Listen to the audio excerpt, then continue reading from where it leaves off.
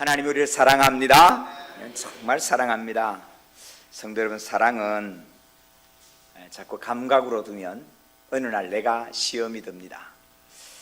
여러분, 저 남자만 있으면 세상을 다 얻을 것 같은 그 남자가 어느 날 귀찮아지지요.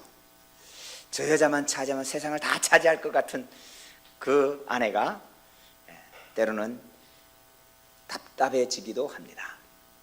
이런 감각은, 우리는 인간이기 때문에 이런 감각이 그래요. 이걸 기억하셔야 돼요.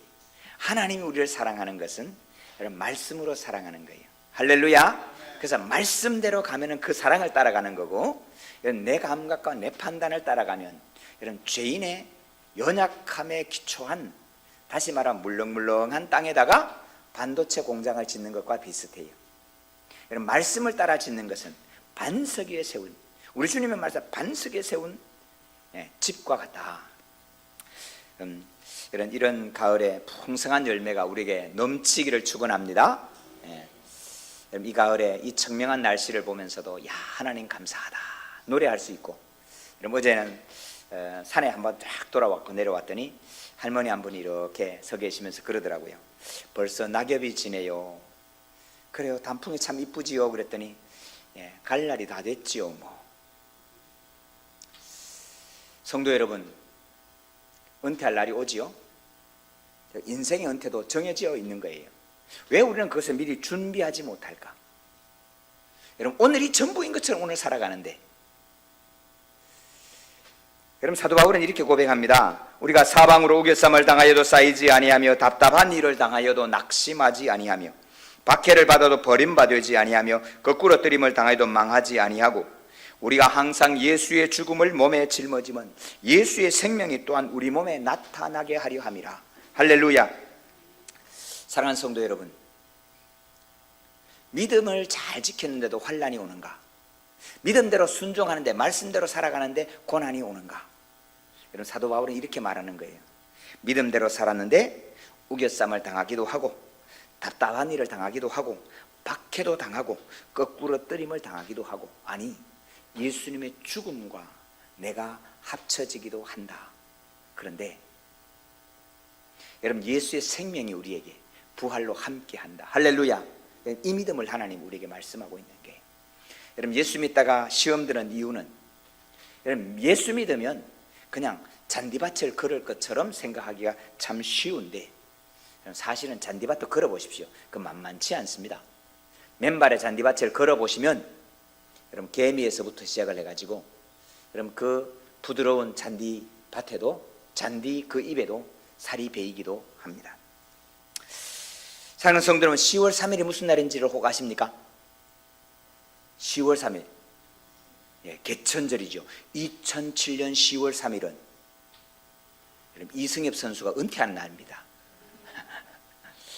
여러분, 29년 프로야구 선수를 하고 은퇴를 했는데, 여러분, 은퇴하면서 이렇게 이야기를 합니다. 내가 야구를 선택한 것은 최고의 선택이었습니다. 여러분, 은퇴하는 날 내가 선택한 것이 최고의 선택이라고 고백할 수 있는 사람이 얼마나 될까? 저는 그 마지막 은퇴식을 사실 직접 중계는 못 봤습니다. 근데 나중에 인터넷에 올라오는 중간중간 올라오는 은퇴의 소식을 들으면서 제가 하나님께 이렇게 기도했습니다. 저도 은퇴한 날이 오겠지요. 하나님, 제가 은퇴하는 날 내가 목사로 선택한 것이 최고의 선택이었다. 하나님, 내가 그렇게 고백하고 싶습니다. 여러분, 한 가지 더 하나님께 기도했습니다. 하나님, 넉넉한 교회를 선택하는 우리 성도들은 넉넉한 교회를 선택이 최고의 선택이었다고 그렇게 고백하는 믿음의 생활이 되기를 넉넉한 교회에 축복해달라고 기도했습니다.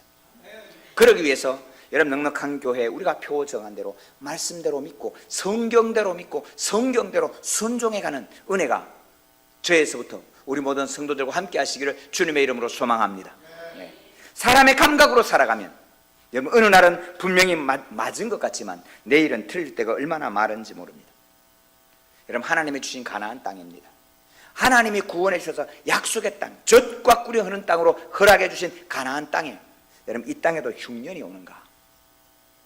이 땅에도 흉년이 오는가? 우리 믿음 생활 잘해도 고난이 오는가? 여러분, 이상화라고 하는 시인이 있습니다. 혹시 아시는 분 모르겠어요. 1926년 1910년에 한일 합방이 되고 1926년 새벽이라고 하는 개벽이라고 하는 그 문인지가 있습니다. 그 문인지에 등록했던 시입니다. 이상화. 지금은 남의 땅 빼앗긴 들에도 봄은 오는가. 나는 온몸에 햇살을 받고 푸른 하늘 푸른 들이 맞붙은 곳으로 가르마 같은 논길을 따라 꿈꾸듯 걸어만 간다. 입술을 담은 하늘아 들아, 내 마음에는 내 혼자 온 것 같지 않구나. 너가 끌었느냐 누가 부르느냐 답답하라 말을 해다오. 바람은 내 귀에 속삭이며 한 자욱도 섰지 말라 옷자락을 흔들고 종다른 울타리 너머 아가씨같이 구름 뒤에서 반갑다 웃네.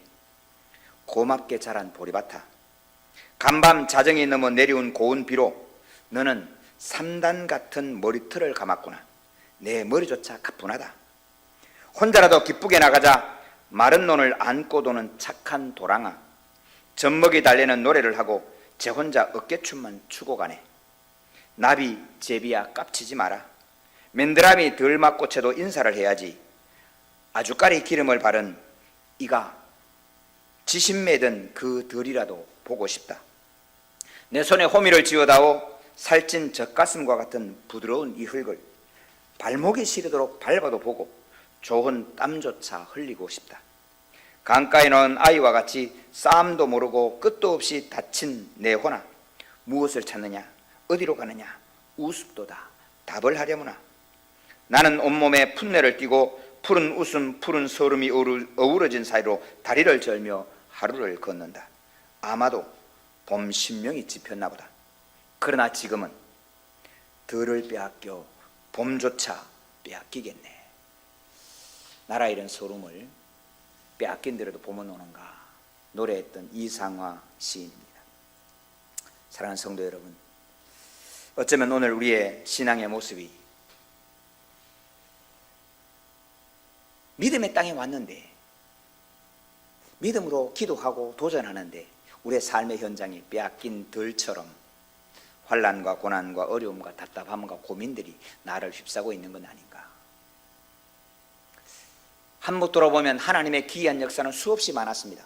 홍해를 갈랐고 만나와 메추라기를 먹었고 반석에서 물을 먹었고 그리고 이 가나안 땅에 들어왔는데, 여러분 이 가나안 땅에 지금 흉년이 든 것입니다.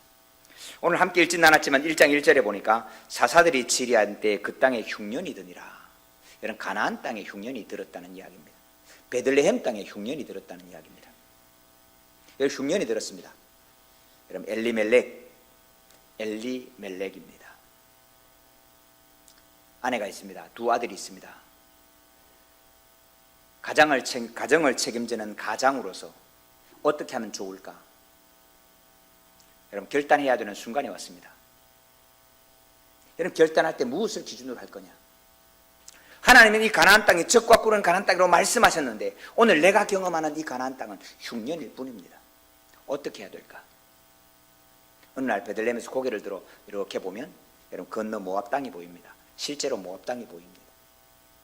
사해 건너 강 건너 모압 땅이 보이는데 모압 땅에는 들이 푸르고 거기에는 곡식이 있는 것 같습니다. 사랑하는 성도 여러분, 어쩌면 우리도 강 건너가 이쁘게 보입니다. 강 건너는 잘 사는 것 같습니다. 여러분 몸매도 날씬하고 이쁘고 많은 사람의 박수도 받고 찬사도 받고 인기도 좋은 연예인이 한번 되어봤으면 얼마나 좋겠어요? 거기다가 돈까지 많고. 이런 그런 여자가 있었어요. 우리 어른들은 잘 아는 최진실 씨.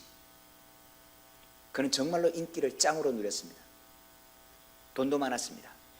그런데 그는 행복하지 않았습니다. 오히려 그가 건너편에서 우리를 쳐다보고 부러워했습니다. 그의 일기장에 이런 글이 있습니다.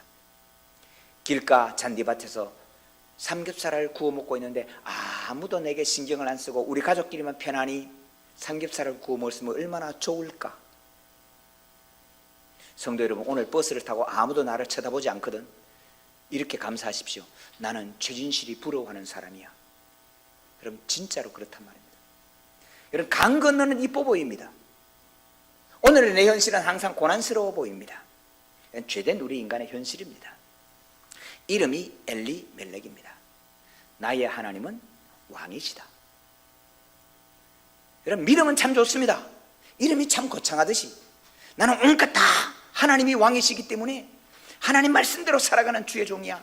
그런데 내게 흉년이 있다고 하면 판단하는 것은 하나님의 말씀을 기준으로 판단하는 것이 아니고 언제나 내 판단과 내 시선을 쳐다보고 판단하는 이 믿음이 문제지요. 엘리멜렉은 아내 나오미와 두 아들을 데리고 기련과 말론이라고 두 아들을 데리고 모압 땅으로 갔습니다.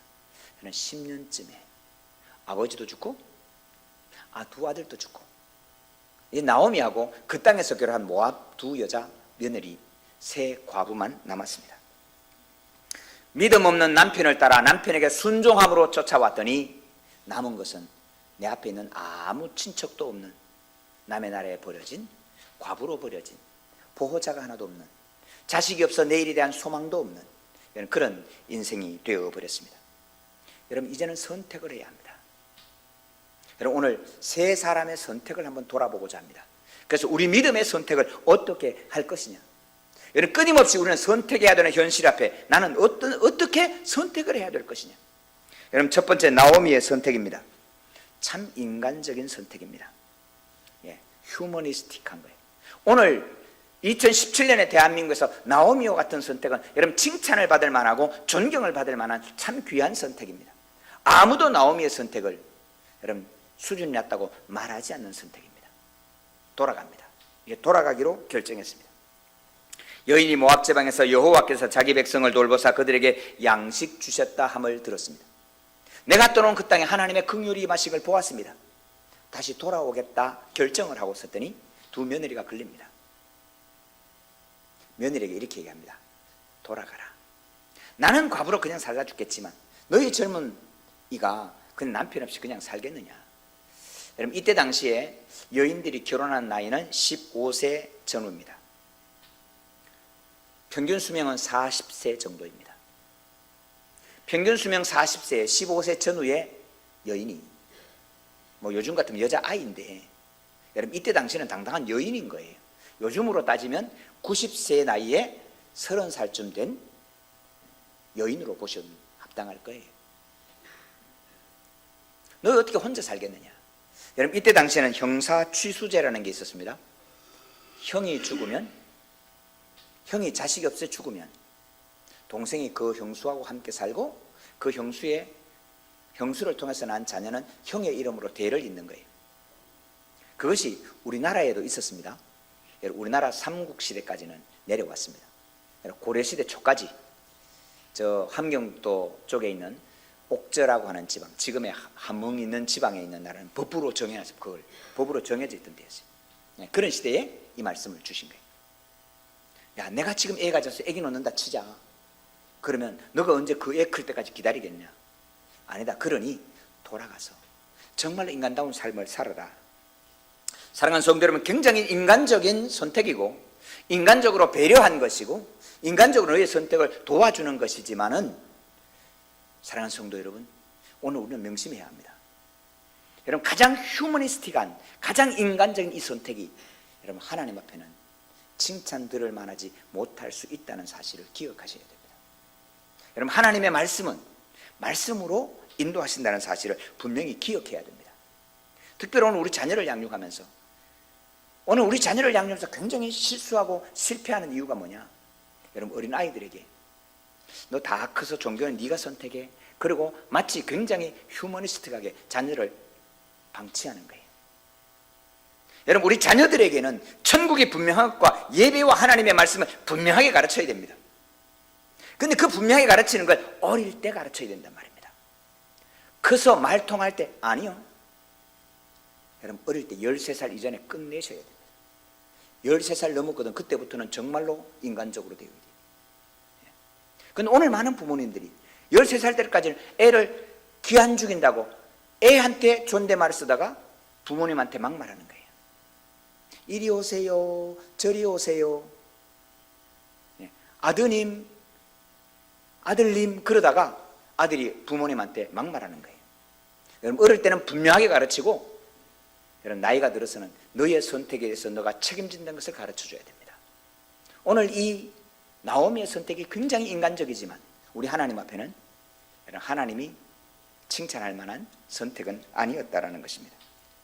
두 번째 오르바의 선택입니다. 오르바의 선택은 아주 현실적인 선택입니다. 여러분, 이 현실적인 선택을 누가 쉽게 비난할 수 있겠습니까? 이 여인의 입장이 돼서 누가 비난할 수 있겠습니까? 아무도 비난할 수 없습니다. 아무 소망이 없어요. 이 시어머니 따라갔다는 평생 뒷바라지 하다가 그냥 죽는 것 외에는 아무것도 비난할 수 없는 삶입니다. 그는 현실적으로 정확하게 판단합니다. 내 속에 남편 될 사람이 없으니 너는 돌아가라. 그래서 오르바는 돌아갑니다. 사랑하는 성도 여러분, 현실적인 선택과 판단은 언제나 우리로 하여금 주눅들게 합니다. 12명의 정탐꾼이 가나안을 정탐합니다. 정탐을 딱 하고 돌아왔습니다. 10명의 사람이 이렇게 이야기합니다. 그들은 큰 산성이 있고 손에 칼을 들고 있습니다. 철기를 들고 있습니다. 우리는 겨우 막대기 들고 있는데 그들은 덩치는 안악자손 거대한 장손이고 우리는 메뚜기 같습니다. 우리 다 죽습니다. 그들의 판단이 틀린 게 아닙니다. 그들은 정확하게 판단했고 확실하게 보았습니다. 앞뒤로 계산해도 모든 걸 계산해도 분명했습니다.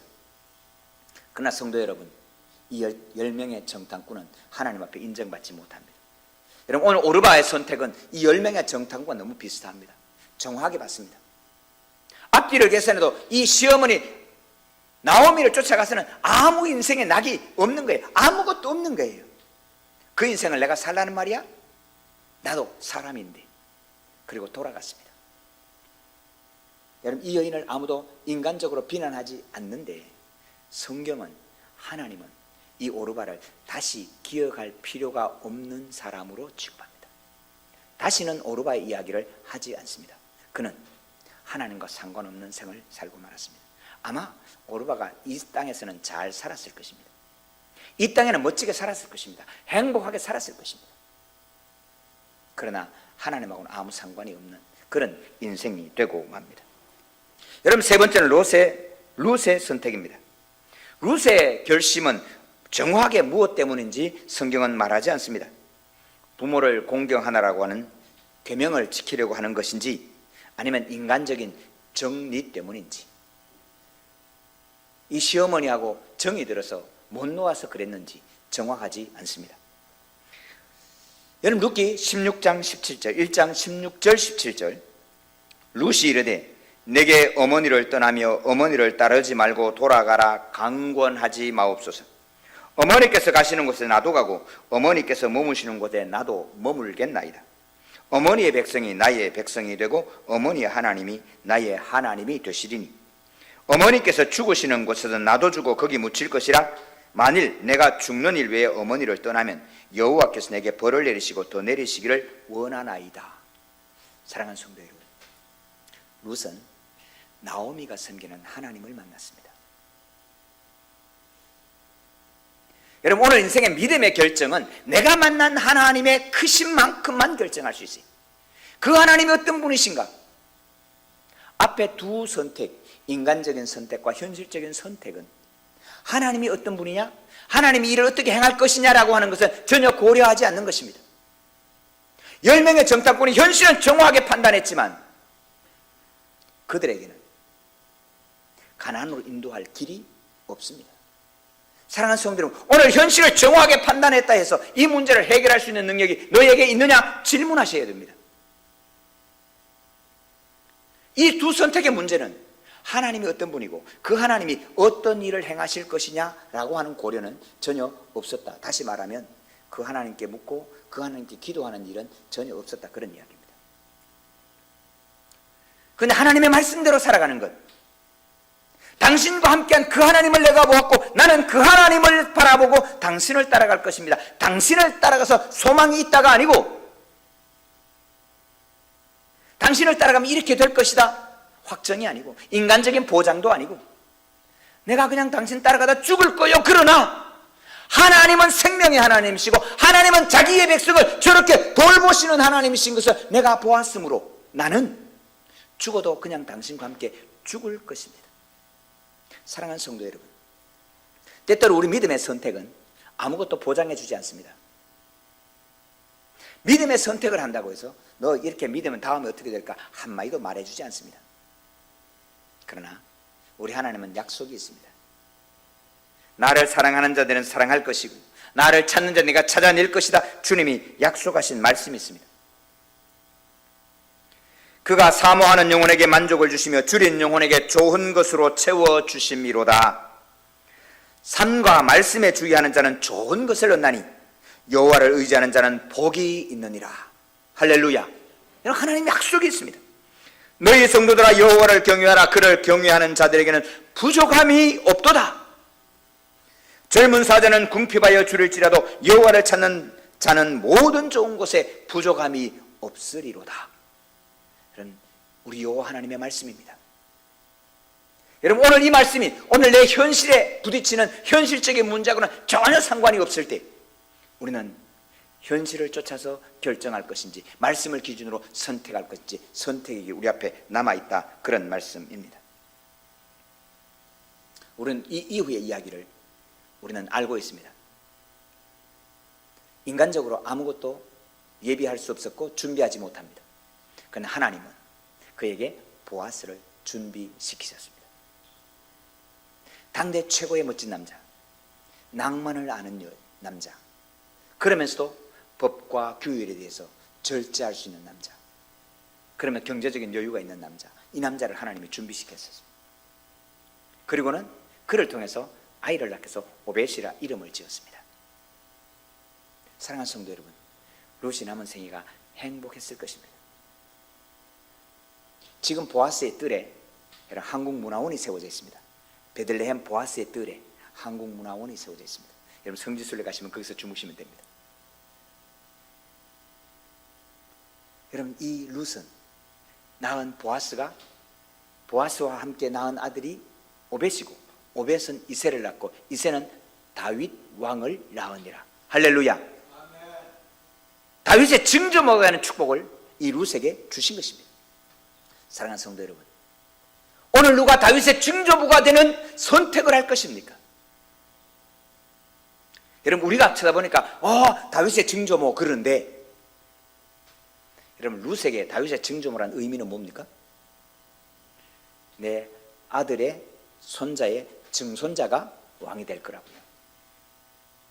여러분, 오늘 노회를 합니다. 총회를 합니다. 교회 재직회를 합니다. 현실의 판단만 가지고 이야기를 하는 경우가 얼마나 많은지 모릅니다. 예, 그렇습니다. 현실을 다루어야지요.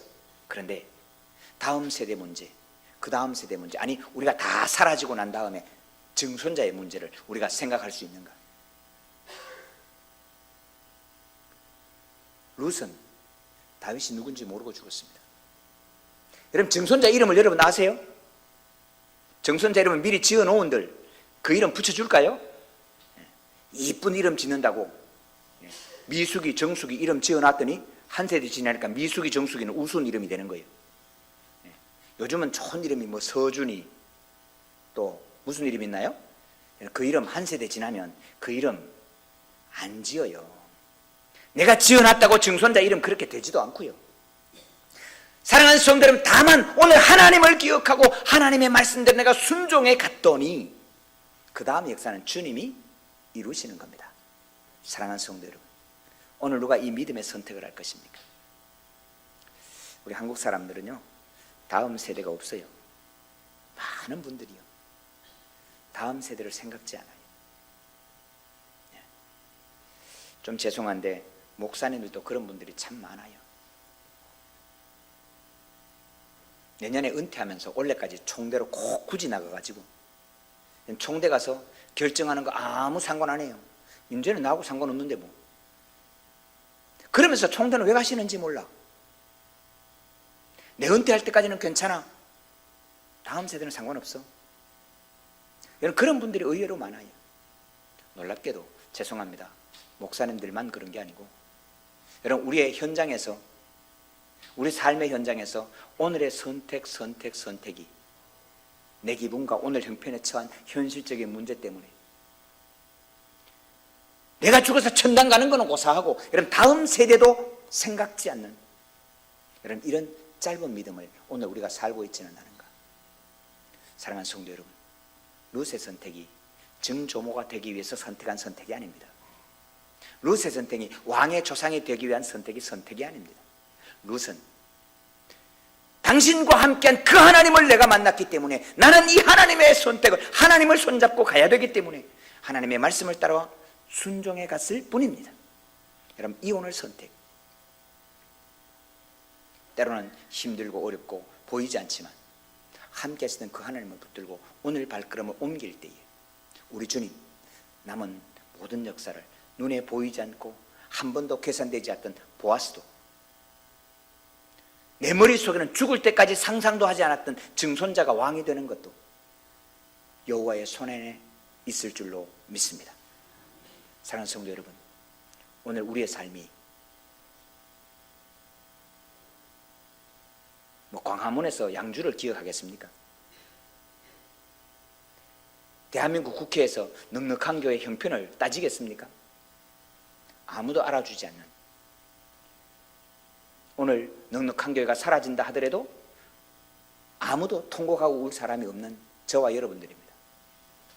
룻이 오르바가 돌아가서 아무 상관이 없듯이, 어쩌면 오늘 저와 여러분이 없어도 아무 상관이 없을 인생이지만 여호와의 손 앞에 살아간다면, 여호와 앞에 살아가고 여호와의 손을 붙잡고 살아간다면 우리 하나님은 모압 여인, 예루살렘에는 아무 상관하지 않았던 모압 여인, 그 여인을 통해서 우리 주 예수 그리스도의 족보가 이루어지는 은혜의 역사를 하나님은 이루어 가실 줄로 믿습니다. 이 믿음의 선택 앞에 여러분을 초대하고, 여러분 이 믿음의 선택을 넉넉한 교회와 함께 계속해서 같이 해갈 수 있기를 초대하며 또 그렇게 축복합니다. 기도하십시다.